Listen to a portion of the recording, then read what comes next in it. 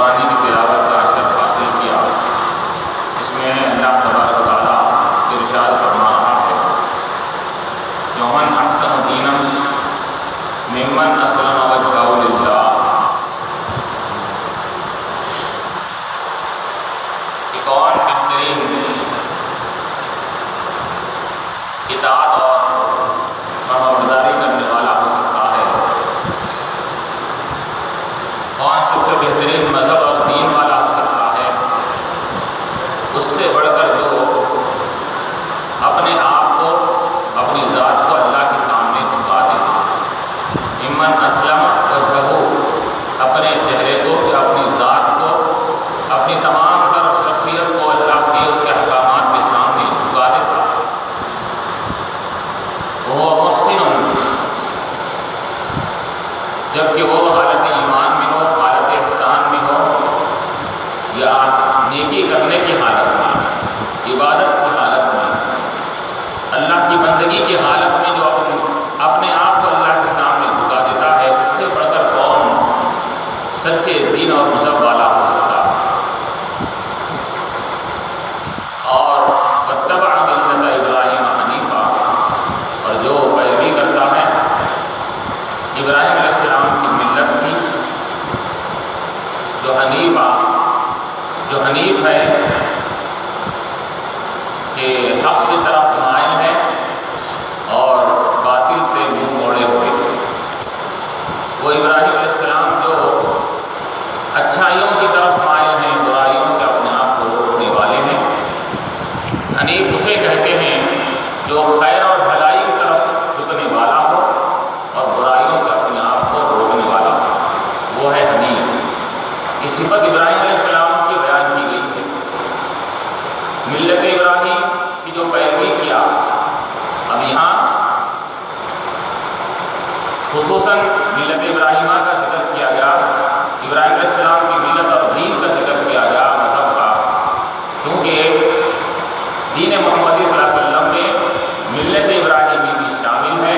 کئی ایک احکامات ایسے ہیں جو دین محمدی صلی اللہ علیہ وسلم میں ملت ابراہیم علیہ السلام کی ملت اور مذہب کے احکامات اس کے اندر شامل ہیں، اور اس کی تائید ہم کو قرآن و حدیث سے ملتی ہے کہ اللہ تعالیٰ نے بھی ان طریقوں پر عمل کرنے کا حکم دیا، اور نبی کریم علیہ السلام نے بھی ابراہیم علیہ السلام کے خصوصی مسائل پر امت کو ان کی پیروی کا حکم دیا۔ اس بنیاد پر ابراہیم علیہ السلام کی ملت کی پیروی امت مسلمہ کے لیے ضروری ہے۔ ورنہ علماء نے کہا کہ کسی بھی نبی کے مذہب یا دین کی پیروی یہ ہم پر لازم اور ضروری نہیں، بلکہ اس کو کی تقلید کرنا ہمارے لیے روا نہیں، لیکن اگر اس کی تائید کسی دین یا نبی کی احکامات کی تائید اگر قرآن سے ہوتی ہے یا نبی علیہ السلام اپنے حدیث شریفہ سے اس کو اگر تائید فرمائیں، تو پھر وہ تائید کرنے کی بنیاد پر وہ دوسرے دین کے جو احکامات ہوتے ہیں، اعمال ہوتے ہیں، ہمارے اس دین میں بھی وہ رائج ہو جائیں گے، اس کی تائید اور تقلید کو مل جائے گا۔ تو اسلام کے معنی اسلم وجہہ للہ، یہ اللہ تعالیٰ نے اسلمہ کا لفظ استعمال کیا، جو اپنے آپ کو جھکا دے۔ اسلام کے معنی ہے جھکا دینا، سرنڈر کر دینا، اپنے آپ کو اللہ اس کے رسول کے سامنے حوالے کر دینے کا نام اسلام۔ اب اس کا اپنا کوئی عمل نہ رہے، بلکہ یہ ان کے سامنے اللہ اس کے رسول کے حکام کے سامنے ایسا جھک جائے کہ اس کی اب نہ چلے، مگر چلے تو صرف اللہ اس کے رسول کی چلے، وہ جو کہے اس پر عمل کرے، وہ جس بات کا حکم دے اسی راستے پر چلے، اسی کا نام اسلام ہے۔ اسلم وجہہ، اپنے ذات کو، اپنی شخصیت کو پورے اللہ کے سامنے جھکا دینے کا نام اسلام ہے۔ واتبع ملت ابراہیم حنیفا، علماء نے کہا کہ اپنے آپ کو جھکا دینا، اپنے آپ کو اللہ کے حوالے کر دینا، اس کی مثال علماء نے بیان کی کہ دیکھو چھوٹا بچہ، معصوم بچہ جو اپنے آپ کو ماں باپ کی ماں کے حوالے کر دیتا ہے، ہر معاملے میں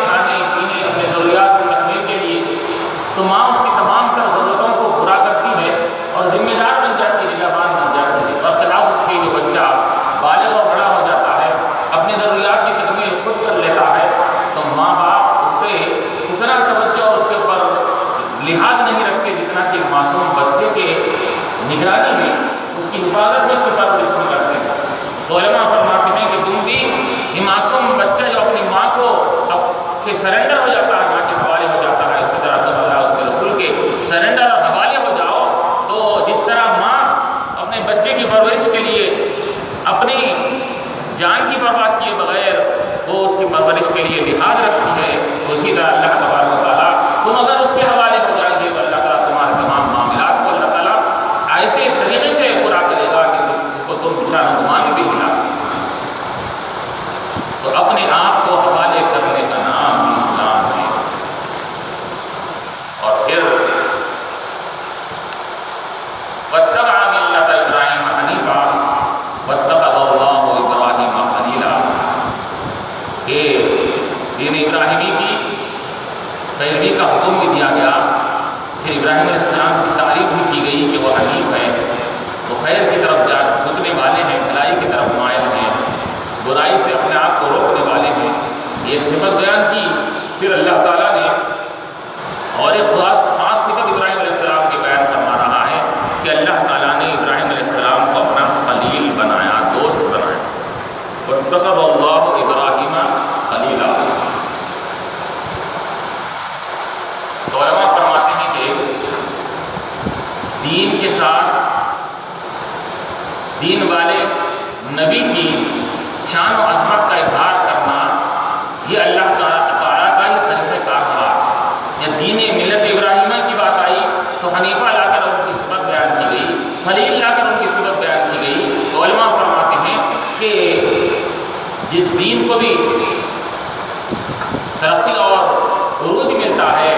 وہ نبی کی شان و عظمت کے اظہار سے ملتا ہے۔ نبی کی جیسی شان و عظمت کا اظہار کریں گے اس دین کو اسی طرح تقویت اور تائید ملے گی۔ تو یہ طریقہ اور اس کو اللہ تعالیٰ نے بیان فرمایا کہ دین اور مذہب کی جب بات آ جائے تو یاد رکھو اس کے ساتھ مذہب کے نبی کی عظمت اور شان کا بھی اظہار کرنا چاہیے۔ ان کی شان و عظمت کی وجہ سے اس دین کی اور اس کو عروج ملے گا اور ترقی ملے گی، اس کی شان اور عظمت میں دین کی اضافہ ہوگا۔ واتخذ اللہ ابراہیم خلیلا، اللہ نے خلیل ابراہیم علیہ السلام کو خلیل بنایا، دوست بنایا۔ خلت کی معنی یہ دوستی کے ہے اور خلت سے بھی نکلا ہے۔ علماء نے کہا کہ یہ خلال سے نکلا ہے۔ خلال درمیان کو کہتے ہیں کہ خلالہ شہر فلاں کے درمیانی شہر میں یہ استعمال کیا جاتا ہے عربی میں۔ تو خلت کے معنی تو دوستی کے ہے۔ دوستی اسے کہتے ہیں کہ انسان سچے دل سے اس کو چاہنے لگے اور اس کی محبت سچی ہو تو اسی کو دوست کہا جاتا ہے۔ اور خلال سے اگر بنا ہے تو درمیان کے معنی میں، تو درمیان سے مراد یہاں پر علماء نے کہا کہ چونکہ قلب انسان کے درمیان بیچ میں ہے، جس کی محبت درمیان میں ہوتی ہے، یعنی دل میں جاگودی ہو جاتی ہے، اس کو خلیل اور دوست کہا جاتا ہے۔ تو ابراہیم علیہ السلام نے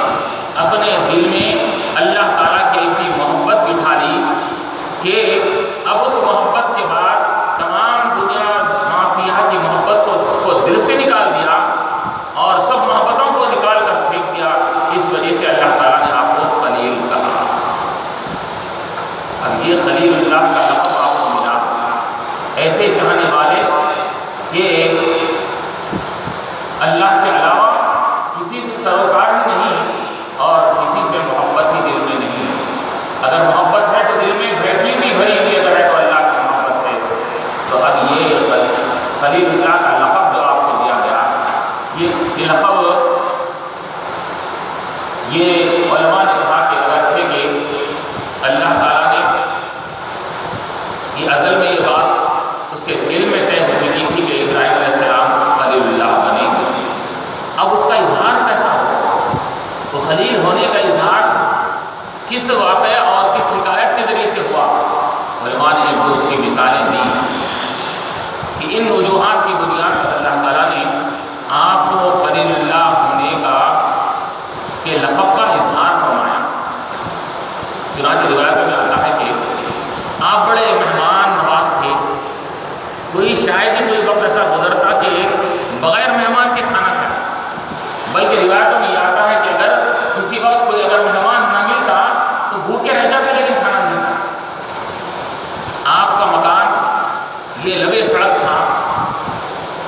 سڑک کے بالکل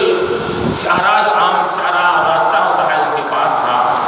آپ راستے گھر کے پاس سے مسافرین گزرا کرتے تھے اور آپ کے گھر پر سے ان کا گزر ہوتا تو دن رات آپ کا گھر یہ مسافرین ضرورت مندوں کا آماج کا بنا ہوا تھا. ہر کوئی آتا آپ کی ضیافت سے یہ بہرہ مند ہوتا، فائدہ حاصل کرتا اور آپ کی ضیافت یہ ہر ایک میں مشہور ہو چکی تھی. اور دن رات ایک لنگر ہے کہ کھانا پک رہا ہے، مہمان آ رہے ہیں، ضرورت مند آ رہے ہیں، کھا رہے ہیں، جا رہے ہیں. تو ایک مرتبہ معاملہ یوں ہوا کہ ملک میں خیر سالی پڑ گئی، اناج مہنگا ہو گیا، خصوصاً گیہوں وغیرہ کی یہ کمیابی ہو گئی، وہ دستیاب ہونے نہ لگا. تو آپ نے ایسے وقت میں جب کہ لوگوں کو گیہوں کی ضرورت تھی اور یہاں پر شہر میں گیہوں نہیں مل رہے تھے، تو آپ کا ایک خاص دوست تھے مصر میں، ان کے پاس سے آپ اکثر گیہوں منگایا کرتے تھے. منگا کر تو تھیلوں کے تھیلے، تھوڑا نہیں، تھیلوں کے تھیلے گیہوں منگایا کرتے تھے اور اس کی روٹی بنوا کر لوگوں کو کھلایا کرتے تھے. ایک چنانچہ آپ جب شہر میں گیہوں ملنا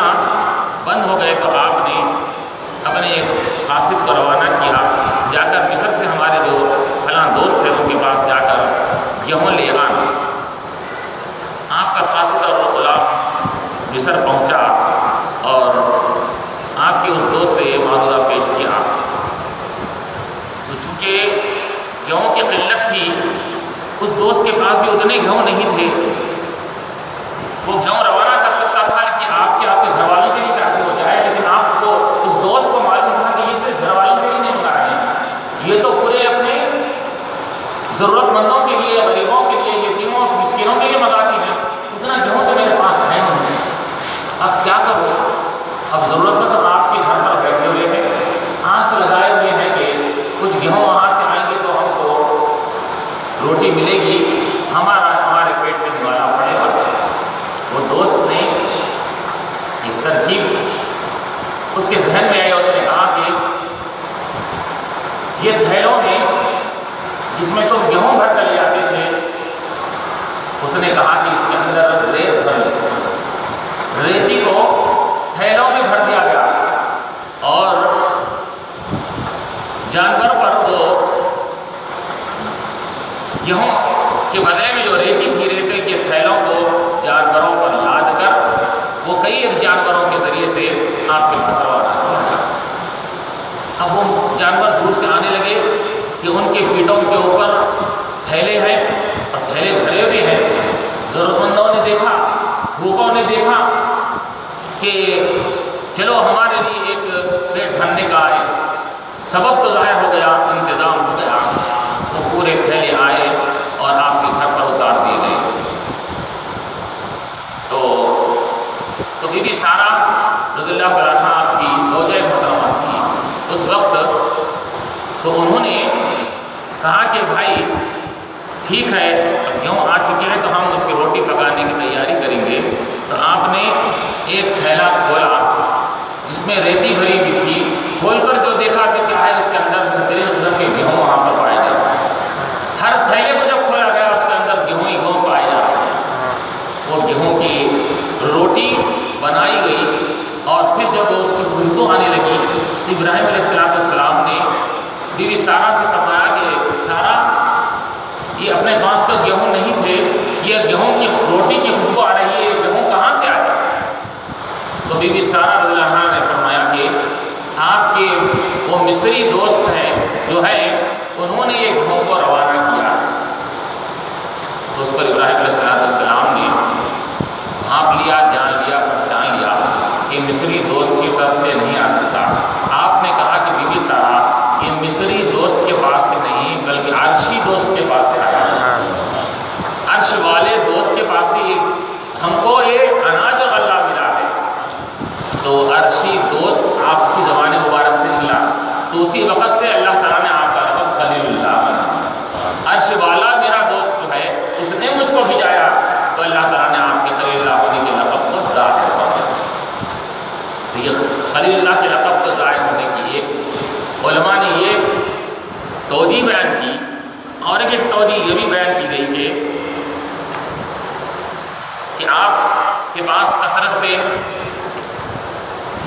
جو جانور بھی تھے،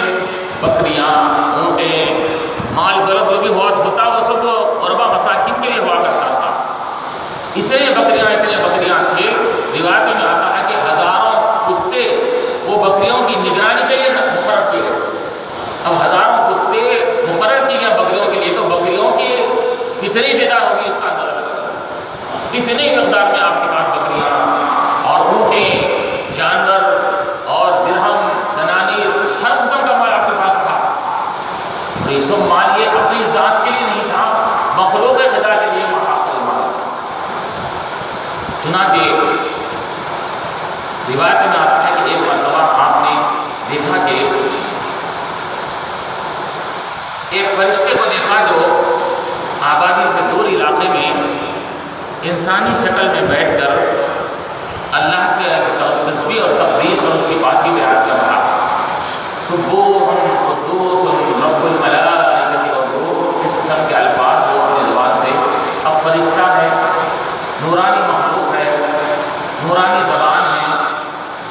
اور نورانی زبان سے نور والے ذات کا ذکر کر رہا ہے، اللہ تعالیٰ کا ذکر کر رہا ہے، تو ابراہیم علیہ السلام کے کانوں سے اس کی آواز ٹکرائی۔ یہ فرشتہ ایک سریلی آواز سے، مسحور کن آواز سے اللہ کی پاکی بیان کر رہا ہے۔ تو ابراہیم علیہ السلام کو اس کی آواز ایسی بھا گئی کہ قریب جا کر اس کی آواز کی تسبیح سننے لگے، سنتے رہے، اب وجد آ گیا آپ کے اوپر، ایک وجدانی کیفیت طاری ہو گئی۔ وہ فرشتہ رک گیا، تو آپ نے کہا کہ اے بھائی، یار کا ذکر اور کچھ کرو، ذکر یار اور کچھ اضافہ ہو جائے۔ اس نے کہا کہ ذکر یار کے لیے قیمت بھی چکانی پڑے گی۔ ابراہیم علیہ السلام نے کہا کہ ٹھیک ہے، میں اپنے یار کے ذکر کے لیے جتنے دینار میرے پاس ہے سب تجھ کو عطا کرتا۔ پھر وہ ذکر کرنے لگا، پھر ذکر کرتے کرتے رک گیا،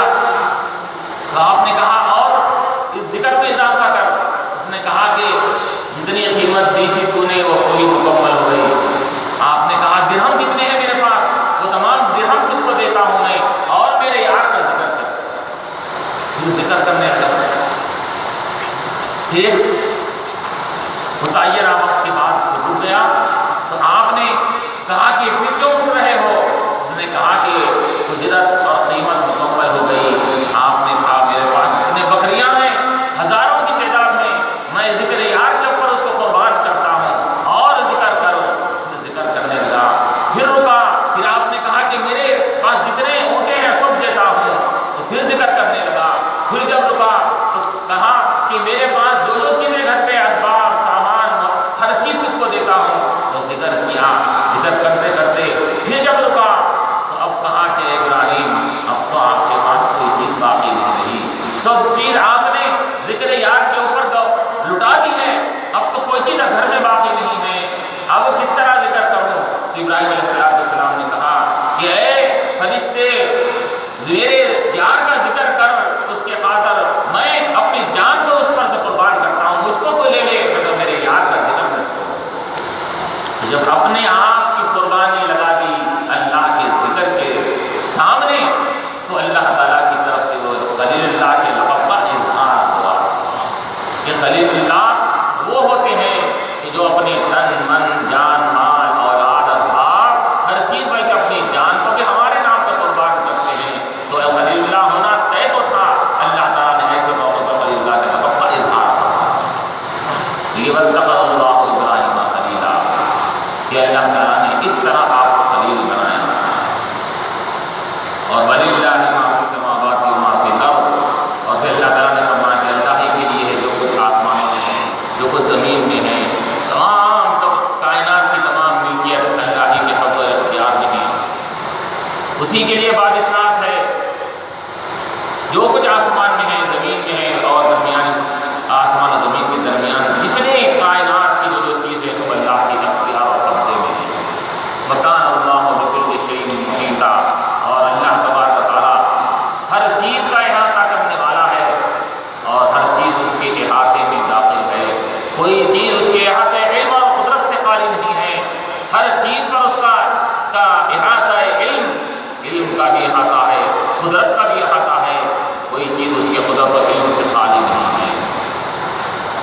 پھر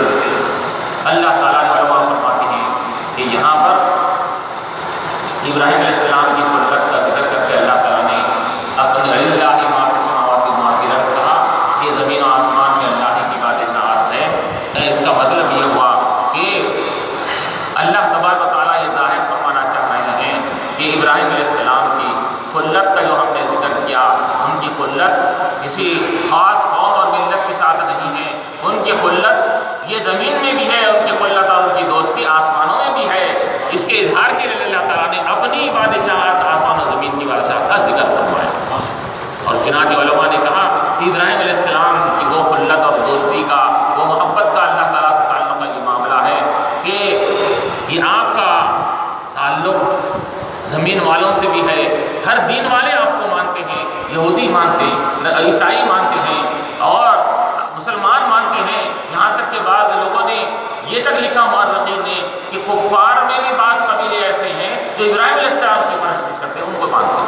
تو یہ اللہ کی خلت کا جو لقب عطا ہوا دوستی کا، وہ اس کا یہ اثر ہوا کہ ہر کوئی آپ کو ماننے والا بن گیا۔ پھر وَيَسْتَفْتُونَكَ فِي النِّسَاءِ، اب آگے کی آیت میں اللہ تعالیٰ فرما رہا ہے کہ وہ آپ سے سوال کرتے ہیں فی النساء، عورتوں کے بارے میں۔ یستفتونک، حبیب صلی اللہ علیہ وسلم، لوگ سوال کرتے ہیں، استفتاء کرتے ہیں، فتویٰ طلب کرتے ہیں، مسئلہ دریافت کرتے ہیں فی النساء، عورتوں کے بارے میں۔ قل اللہ یفتیکم فیہن، قل آپ فرما دیجیے اللہ یفتیکم فیہن، اللہ تعالیٰ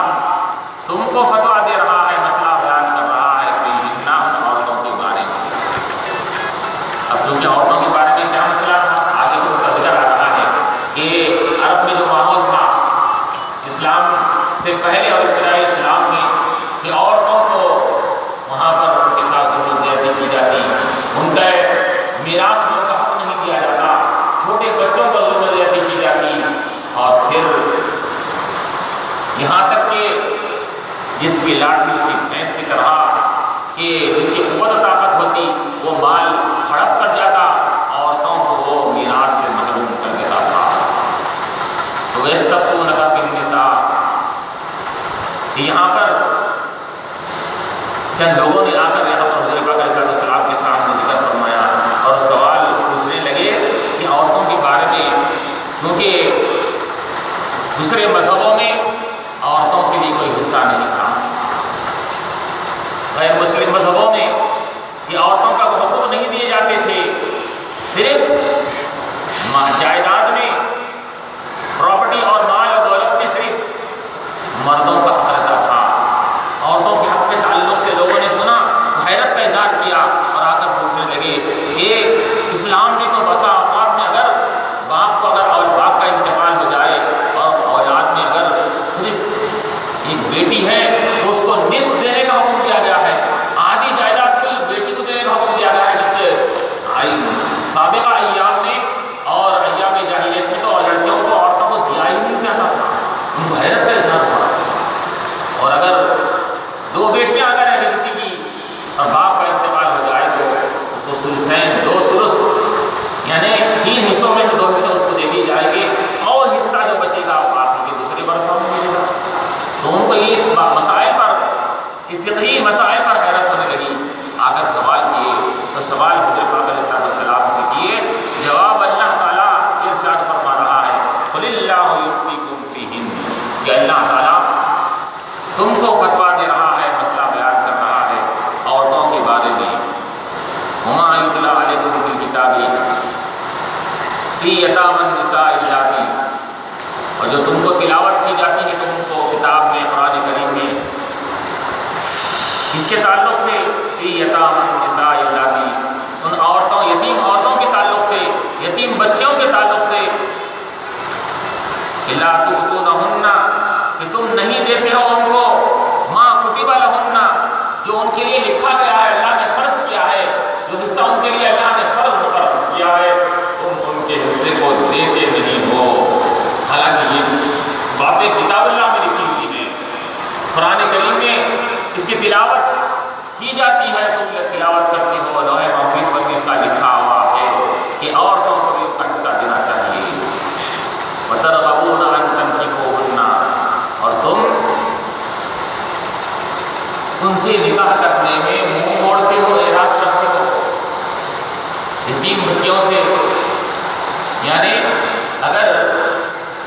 داروں میں کسی کا اگر انتقال ہو جاتا ہے،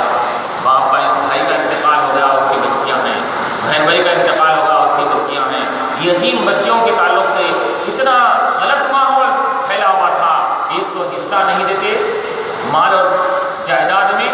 دوسرا ان کے ساتھ شادی کرنے میں بھی کنارہ کشی اختیار کی جاتی ہے، یتیم بچی سے شادی کرنے میں منہ موڑ لیا جاتا، اعراض کیا جاتا تھا۔ اللہ تعالیٰ فرما رہا ہے ترغبون ان تنکحوہن، اور تم بے رغبتی کرتے ہو ان سے نکاح کرنے میں۔ اب اگر یہ نکاح، مفسرین نے لکھا ہے کہ اگر یتیم بچیاں اگر خوبصورت ہوتی تو ان سے نکاح کر لیتے، اور لیکن ان کا مہر ادا نہیں کرتے، مہر نہیں دیا کرتے تھے،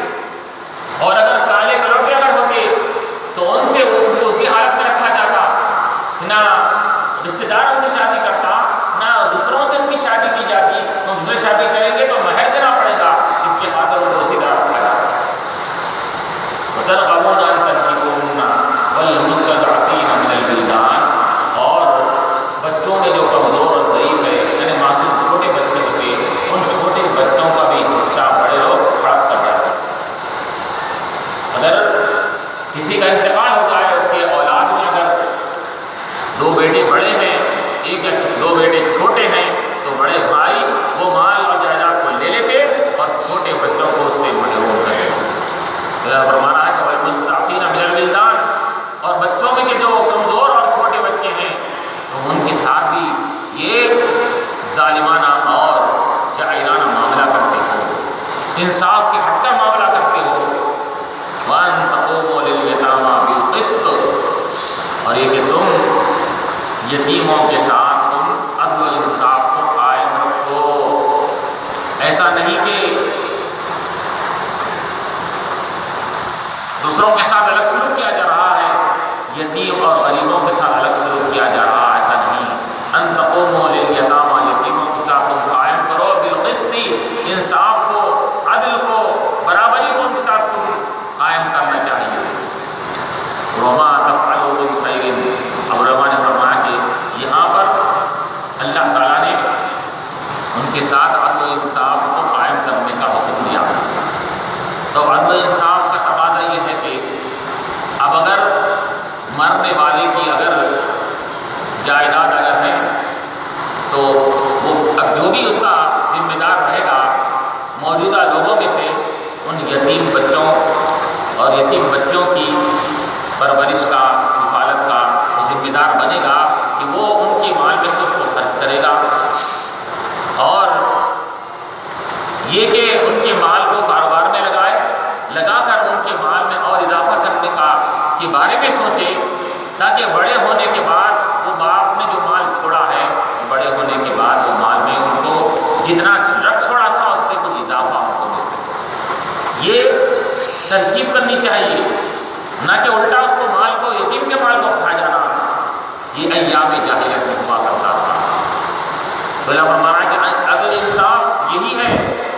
کہ تم ان کے ساتھ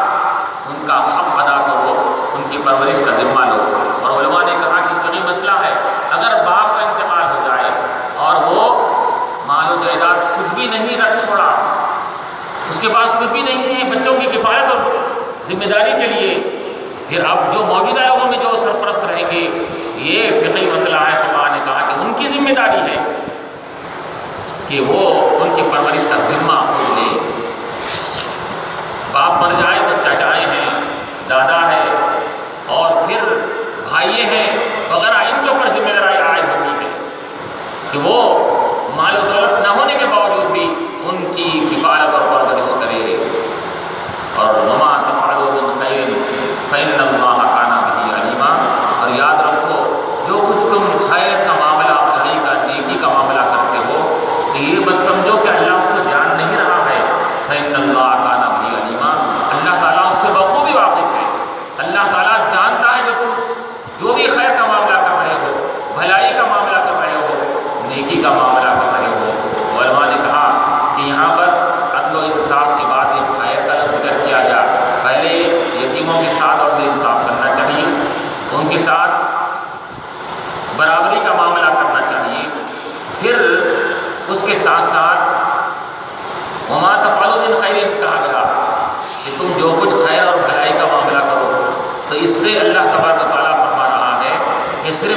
انصاف کر کے ہی ان کو نہ چھوڑ دیا جائے، بلکہ ان کی جو حقوق، ان کی پرورش کی ذمہ داری تم پر عائد ہے، وہ ذمہ داری کے ساتھ ساتھ تم ان کی دل جوئی کے لیے وقتاً فوقتاً کچھ اور اچھے ان کو خوش کرنے کے کام کرتے رہو۔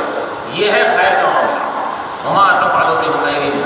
کہ جو کہ تم خیر کرو گے، ان کے ساتھ نیکی کرو گے، بھلائی کرو گے، سلوک کرو گے، ایسا معاملہ جس سے وہ یتیم بچے، یتیم بچیاں، بیواؤں کو خوشی حاصل ہو جائے، ان کو فرحت مل جائے، ایسا معاملہ کریں گے تو یاد رکھو اللہ اس کو جاننے والا ہے۔ تو جاننے والے ہونے کا مطلب کیا ہے کہ جب اللہ تعالیٰ اس کو جان رہا ہے تو اس کا مطلب یہ ہوا کہ اللہ تعالیٰ تمہارے اس عمل کو جان کر اس کو بیکار نہیں چھوڑے گا، بلکہ اس کا بھی تم کو اجر ثواب عطا فرمائے گا۔ وہ تمہاری نیکی کا اجر بھی ملے گا، وہ تمہارے کار خیر کا ثواب اللہ تعالیٰ تم کو عطا فرمائے گا۔ اسی وجہ سے علماء نے کہا کہ حضرت حاتم اعصم رحمۃ اللہ علیہ ایک بڑے بزرگ گزرے ہیں، حاتم اعصم رحمۃ اللہ علیہ بڑے بزرگ گزرے ہیں، انہوں نے کہا کہ تین چیزیں کو ترک کرتے ہوئے اگر کوئی ان کی محبت کا دعویٰ کر رہا ہے تو وہ جھوٹا ہے۔ مثلا مثال کے طور پر جو کوئی اللہ سے محبت کا دعویٰ کرتا ہے اور تقویٰ پرہیزگاری اختیار نہ کرے تو وہ اللہ کی محبت کے دعوے میں جھوٹا ہے۔ کہ تقویٰ ہی نہیں، پرہیزگاری نہیں، اللہ سے ڈر خوف نہیں، احکام کی پابندی نہیں، پھر یہ کہتا ہے کہ میں اللہ کا چاہنے والا ہوں، تو محبت الہی کا دعویٰ کرے